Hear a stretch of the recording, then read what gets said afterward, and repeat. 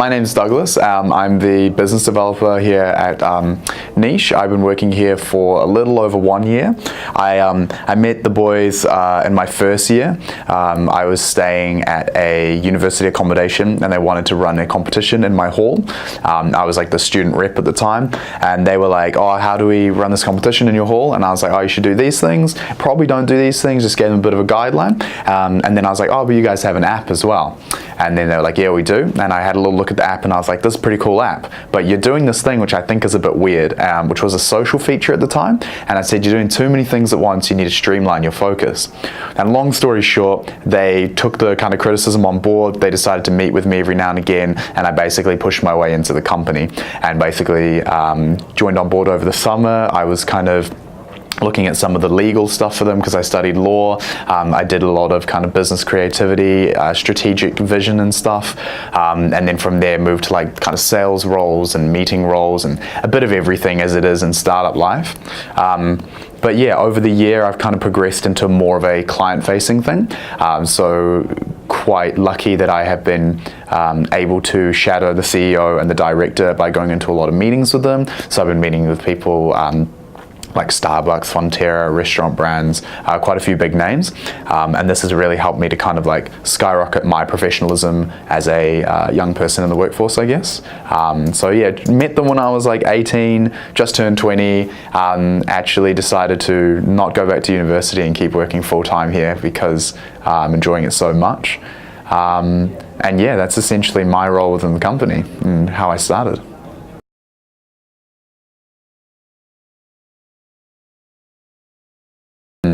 So I think really Niche falls into kind of like the education tech kind of industry. But I guess our industry hasn't really been too defined over the past few years because no one has really identified what the key problems are. And I think one of the biggest things within creating a successful business is to identify what the key pain points are for your consumers, be it your student users or your business-facing clients, and then actually trying to solve those issues in a way that makes sense within the current atmosphere and climate of like New Zealand. So the industry for us has been very dominated by kind of external players overseas. So let's say we have a student discount part of our app. It's been dominated by uni days overseas, and then also like student card within New Zealand. Now, student card hasn't really gone with the times because it's still a card that you have to whip out and everybody's on their phone. So we do something a little bit different there where we have the app and we're a bit more tech focused. And I would say things like student deals have definitely moved towards more of the tech side there. Whereas with our global competitors, they don't really target New Zealand as a specific market. So I think really there's kind of two things to pick up on there. The first is you need to be identifying what is kind of the trends at the time, so it's more digital and more tech facing. And the second one is actually tailoring it towards the market a little bit more, saying you can't really push out a global message to New Zealand. You need to be sending out a specific message to New Zealanders.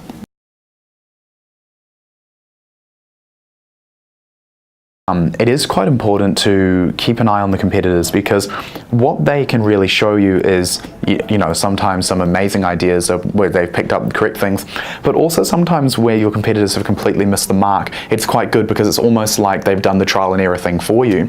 So there are various things that we've learned, such as how to price our services, how to target, how to market, and various things like that. But ideally, what we've recognized is that a lot of our competitors aren't moving into the digital sphere, and we thought, well, everyone's spending, you know, 10, 15 hours a day on electronics, their phones, everything like that, especially students. So if students are our target and they're spending all their time on phones, then we need to be spending our time there. And that's something that we learned from our competitors that some of them were trying to do when they tried to build their app platforms. And then so we would like download it, we'd have a look at it and we go, okay, this is the data they collect, this is what they do, what do we do? I wonder what they'd be able to do with that data versus what we could do. And trying to brainstorm these things. And essentially, I think the key with like competitor analysis is to really just make sure that you are paying attention. So obviously you can try and put out the best product, but to also make sure that if they do something that's not well received by your market, that you don't do the same thing, because you never want to be damaging the market on whole as an industry.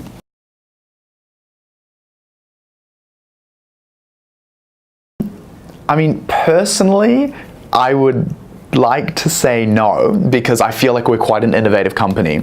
But with that being said, every single competitor does have its advantages. So Student Card with the deals was a very big first mover within New Zealand. They have a lot of relationships and their name is literally Student Card. Very good name. Our name Niche doesn't hold the same weight when you're initially comparing it like that. Big competitors like Uni Days, again, have something within their name which is quite good.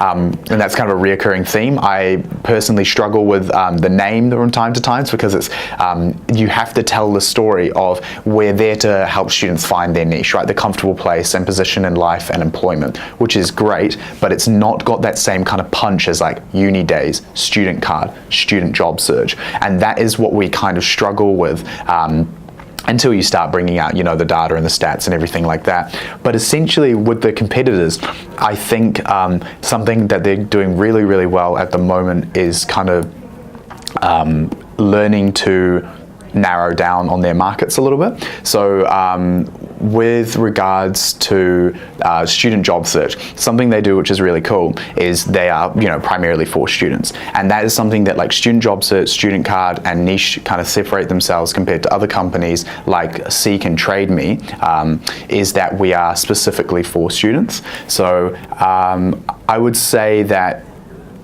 the kind of innovation that Niche brings with stuff that I probably can't talk about right now, but it's like something to check out. I'd say that the size of some of these people like Trade Me and Seek, and then the name that a lot of things have like Student Job Search and Student Card are quite powerful. And then I think really Niche will come through with its innovation a little bit later. So. But I think really the competition is either a really big name like Seek and Trade Me for like, let's just say jobs, where they can just push out like, hundreds of jobs a day and things like that, versus a niche market of students. So we're quite different in that we are promoting like an advertising channel towards students, but we're trying to do it in such a way that brings value to both students and businesses. So something which a lot of businesses kind of mess up on through platforms like Facebook is if they put a sponsored advert, people go on Facebook and nobody wants to go on Facebook to see an advert. They want to go on to check memes, to catch up with their friends and just have a good time. Whereas people go on the Niche app to find student deals, and these student deals are advertisements. So I think Niche is quite innovative in the sense that we have connected businesses and students in a way that really adds value to both of them. Like you're driving customers to the businesses and the students get a discount and they go on the app to find that discount. So you're not really bombarding them with messages that they don't really care about. It's a dedicated platform which students want to be on because they actually want to receive those messages. And I think because we've tailored our app in such a way and our business in such a way that students want to be with us, as opposed to like, oh, I have to be on there because it's Facebook communication, and then they get bombarded with ads and then they're like, oh, I don't really like this. People are choosing to receive these messages, and I think it's really key to kind of maintain that within our business realm.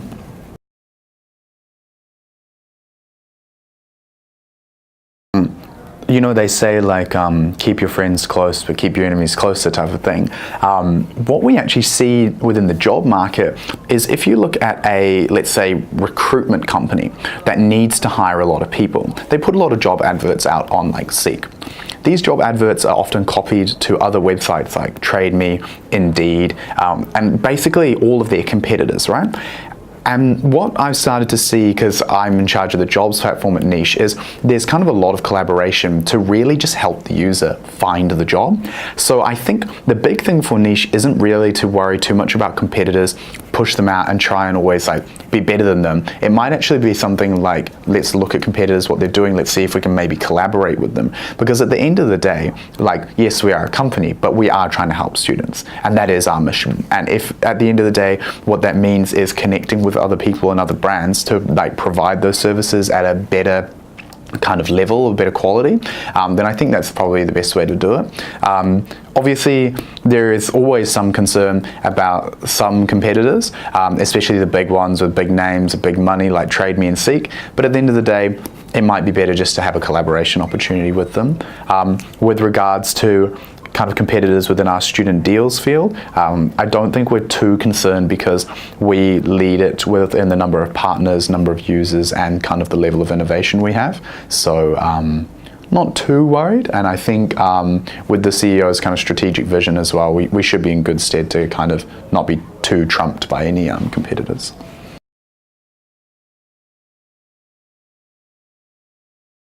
One of the things that Niche does really well is we have a lot of genuine connections with our brands and our partners, to the point where if a big corporation came over, I feel like the people that we interact with would probably let us know, hey, you know, like Facebook or whatever just offered us this much money. Like, we just wanted to kind of let you know before we do anything.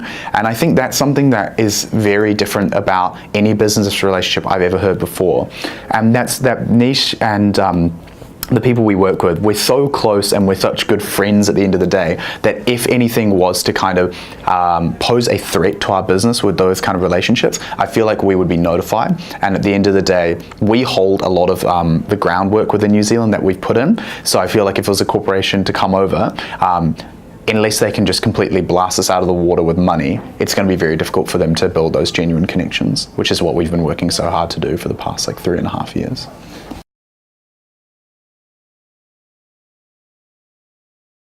Essentially, because I got moved into be the head of the jobs, I was working on deals. So like you said, like you can't put 100% of your focus into each thing. So when I kind of streamlined within jobs, the deal side kind of took a little bit of a hit. We weren't getting as many new deals each week, which kind of lost a little bit of traction with users trying to like save money there, but you know, gains the traction with the people making job choices and employment related decisions. Kind of some big decisions were around the business model for the jobs. So we were doing like a kind of small scale of it, and then we had like, you know, hundreds of like meetings and things to try and sort out like all these process maps on these whiteboards here and everything. But I would say we as a team work well enough that when we walk out of a meeting, we know what we're doing, and we usually haven't made a drastic mistake. Usually, I would say. So I think for me, it's quite hard to actually say a time that we've made a decision that's kind of like backfired or been really bad, because I feel like there is quite a great safety net in this company, because everyone does have like quite a plethora of experience, which means that a lot of the bad decisions kind of get shut down quite early on. And personally, I feel like this company hasn't really made too many wrong choices. So it's actually quite a difficult one to answer.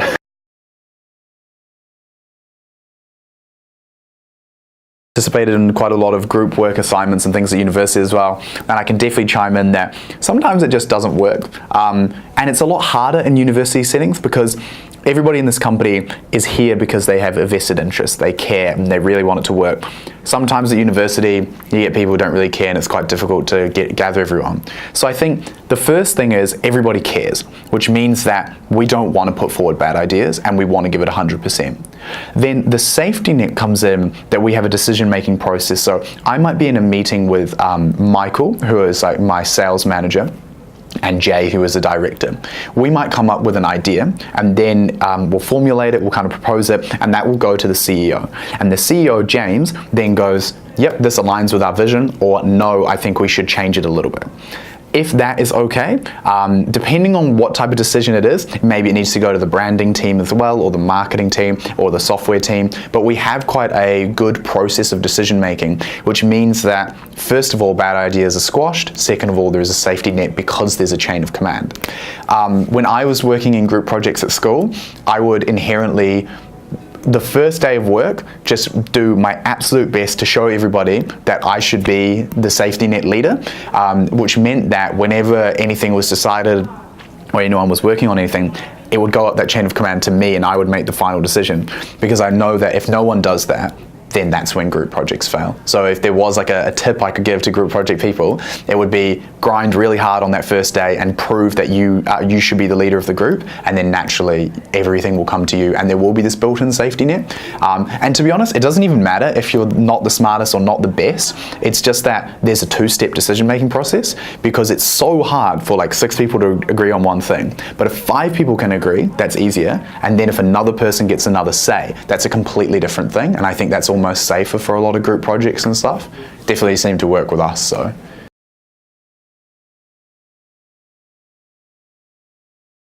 all that they're trying to get you to do is like learn how to work in a team, and learn how to communicate. And those are three big things. They actually are. Because when you go into a company, you need to learn how it works. And that is really important. And that is something the university taught me, is basically just, how to learn and stuff like that. You learn it at high school, but self-driven learning happens at the university a bit more, so that's quite a good skill. Communication, really important. You do a lot of group work, which builds on the third point of teamwork, but also you need to talk to your lecturers, you need to send emails, you need to get up and do presentations sometimes. All those things are pretty important. So it's like learning how to learn communication and teamwork, probably some big things.